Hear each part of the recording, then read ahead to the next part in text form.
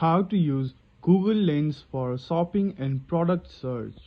Hello everyone and welcome back to our channel.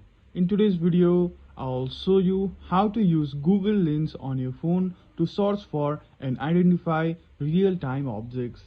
First, ensure you have the Google app installed. Once you have the app, open it from your home screen. In the search bar, you will see a small camera icon on the right side. That's the Google Lens feature. Tap on it to open Google Lens, which will activate your camera. Point your camera at the object you want to search. Whether it's a product, plant, or landmark, Google Lens will analyze the object in real time.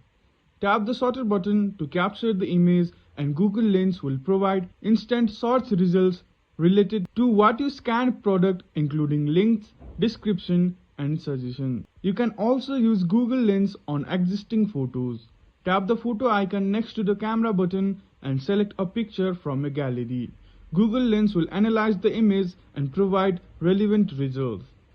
And that's how easy it is to use Google Lens on your phone. If you found this video helpful, please like and subscribe for more quick tips.